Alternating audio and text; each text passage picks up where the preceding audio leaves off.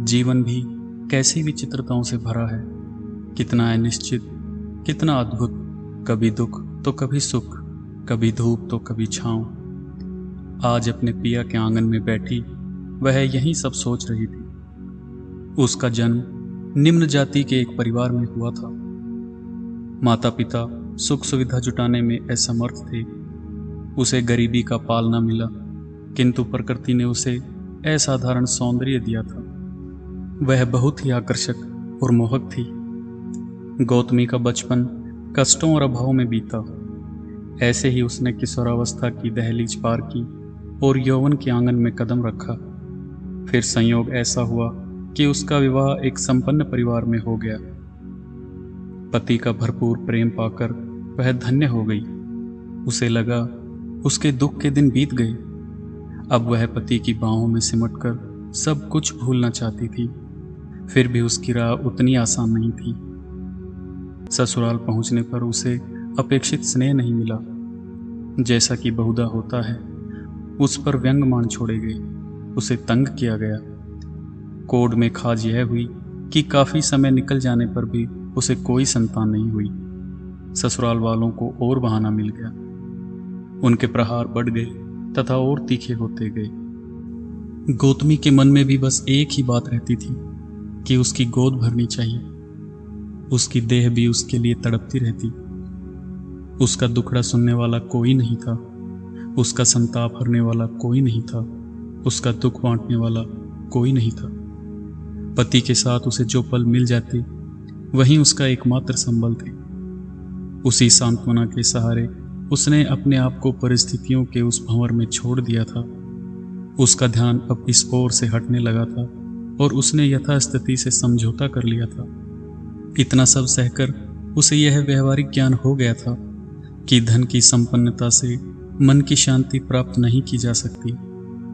उसके लिए कुछ अलग ही चाहिए होता है। अपने पति से उसकी निकटता इन विषमताओं के कारण अनायास ही और बढ़ गई। शायद यही कारण रहा कि एक दिन उसने अपने आप को गर्व से पाया, जैसे जीवन लौट आया उसके द्वार। सबसे पहले उसके पांव थिरके। उसने अपने पति को बताया तो उसकी आंखों में हर्ष के आंसू छलछला उठे। गौतमी को इतना प्रसन्न देख उसके पति को बहुत अच्छा लगा। वह भी उसकी खुशी में शामिल हो गया। यह उसकी भी खुशी थी, यह उन दोनों की खुशी थी। बात जब शयन कक्ष से बाहर आई तो जैसे पूरा परिवार उमंग में डूब गया। अचानक जैसे सब कुछ बदल गया। गौतमी के लिए प्यार की बयार चल पड़ी। घर में नए मेहमान के स्वागत की तैयारियां शुरू हो गई। गौतमी ने भी सब कुछ भुला दिया। किसी से कोई शिकायत नहीं रह गई उसे तो अच्छा ही लगा कि घर का वह तनावपूर्ण वातावरण बदल गया। हर दिन की तानेबाजी खत्म हो गई। हर दिन का क्लेश जाता रहा। गौतमी यह मत करो, गौतमी उसे मत उठाओ, भारी है। गौतमी बिस्तर पर चलो, तुम्हें आराम करना है। घर की औरतें उसे टोकती। उसे सुखद आश्चर्य होता। यह वही घर है, वह अपने आप से पूछती। फिर वह दिन भी आया। एक असहनीय पीड़ा, एक बेसाख्ता चीख, और वह एक स्वस्थ गोल मटोल सुंदर बालक की मां बन गई। लड़का हुआ है। खुशियों से लदी यह घोषणा पूरे घर परिवार में दौड़ गई। सभी के लिए मंगलकारी था वह अवसर। कुल दीपक के आ जाने से हर ओर उजियारा बिखर गया। लेकिन गौतमी के लिए वह मात्र एक बालक नहीं था, मात्र उसका पुत्र नहीं था। वह तो उसके लिए खुशियों की सौगात लेकर आया था। उसका तो जीवन ही बदल दिया था उसने। उसे हमेशा अपनी आंखों के सामने रखती, उसे कभी अपने से दूर न होने देती। पर वह घर का लाडला था। सभी उसे लेना चाहते। वह एक से दूसरी गोद में घूमता रहता। वह जल्दी ही किसी न किसी बहाने से उसे वापस ले लेती। दूध पिलाना है, भूखा है, उसके सोने का समय हो गया। वह कहती। घर वाले मुंह दबाकर हंसते। अब बेटे वाली हो गई है, वे कहते। लेकिन उनके इस कथन में व्यंग नहीं होता, प्रसन्नता के उद्गार होते।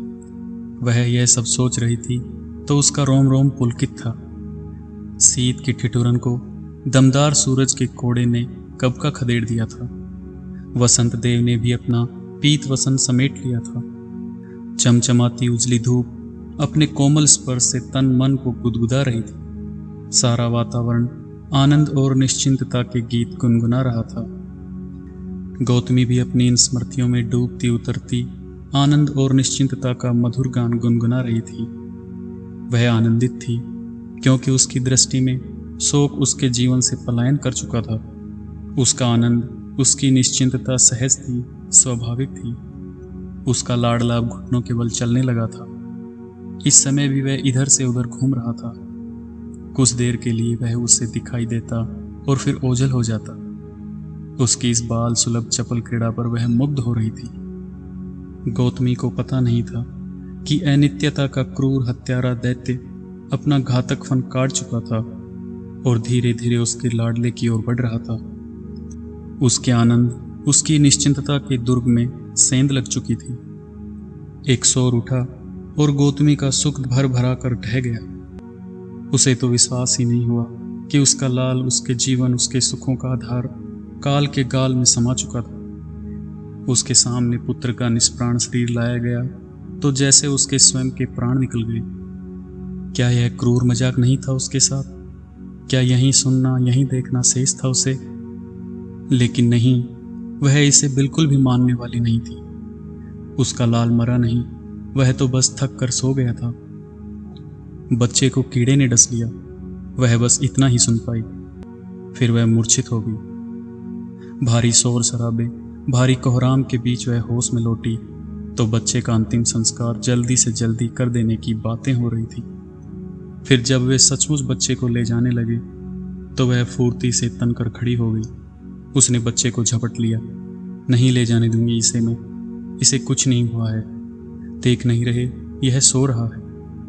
मैं इसे नहीं दूंगी, अभी जाग जाएगा मेरा लाल। घर परिवार वालों ने, लोगों ने उसे समझाने का बहुत प्रयास किया। मृत्यु का कोई निश्चित समय नहीं होता, मृत्यु बताकर नहीं आती। वह छोटे बड़े, अमीर गरीब का भेद नहीं करती। सत्य यही है कि अब उसका बेटा जीवित नहीं है, वह मर चुका है। गौतमी बेसुध सी आंखें फाड़े कभी उन्हें देखती, कभी अपने पुत्र के निर्जीव शरीर को, जिसे उसका ममतामय मन अब भी मृत मानने को तैयार नहीं था। पागल सी वह इधर से उधर दौड़ती रही, घूमती रही, जो भी मिलता उससे दवा मांगती रही अपने पुत्र के लिए, अपने लाल के लिए।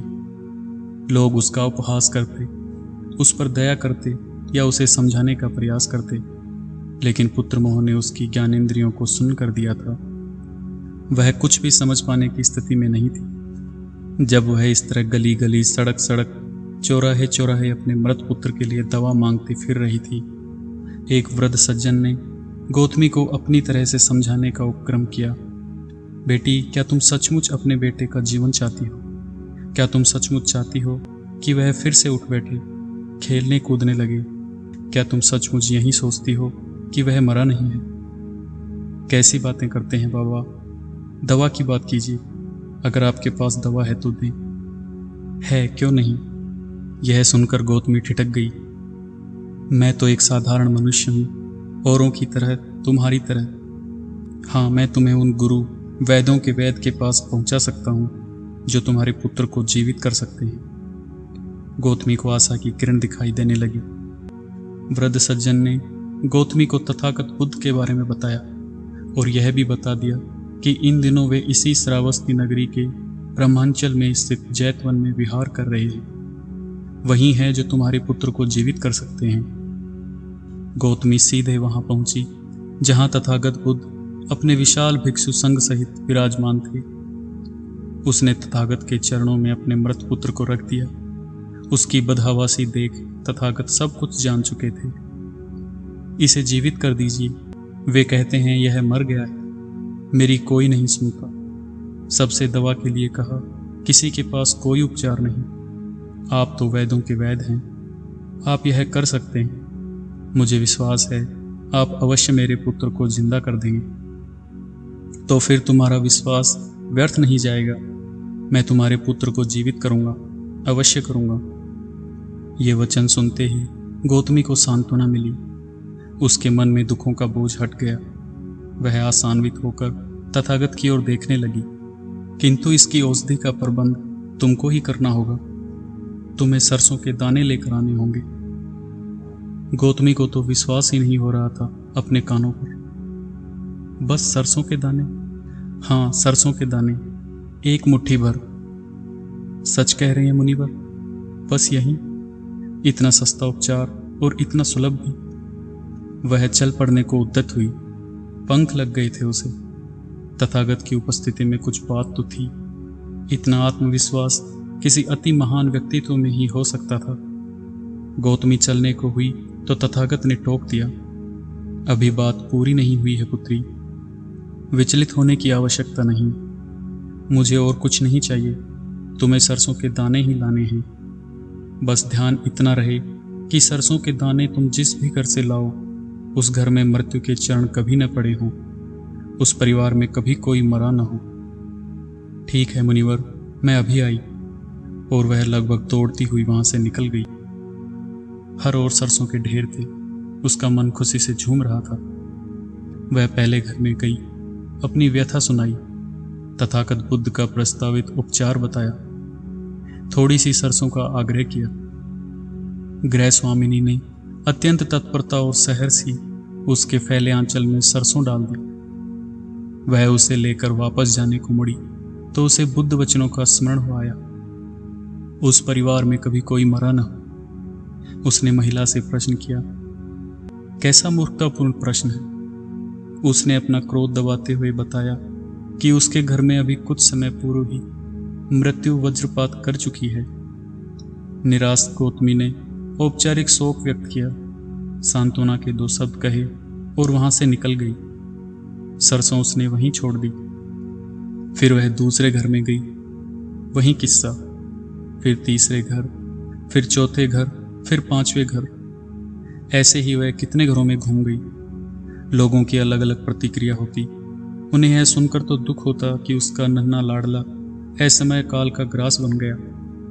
वे दुख व्यक्त करते, सहानुभूति भी जताते, सरसों देने को भी तत्पर हो जाते, किंतु अपने परिवार में मृत्यु की बात पर वे बिफर जाते, उसे भाग जाने को कहते। मांगते मांगते कितनी घड़ियां बीत गई। उसे एक घर भी ऐसा न मिला जहां कभी कोई मरा न, जहां मृत्यु के अशुभ चरण कभी न पड़े हों। अब वह क्या करे? क्या उसका लाल जीवित नहीं होगा? लेकिन ये सारे लोग भी तो थे, इन्होंने भी तो मृत्यु के प्रहार को झेला था। फिर क्या वह अकेला तेरा ही लाल है जो मरा है?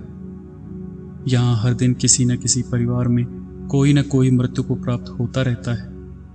भवचक्र ऐसे ही चलता है। अब गौतमी को सब कुछ समझ में आने लगा। तथागत बुद्ध ने सरसों के दाने लाने को क्यों कहा? वह भी ऐसे घर से जहां मृत्यु नहीं हुई हो। क्या ऐसा कोई घर हो सकता है? क्या मृत्यु किसी को छोड़ती है?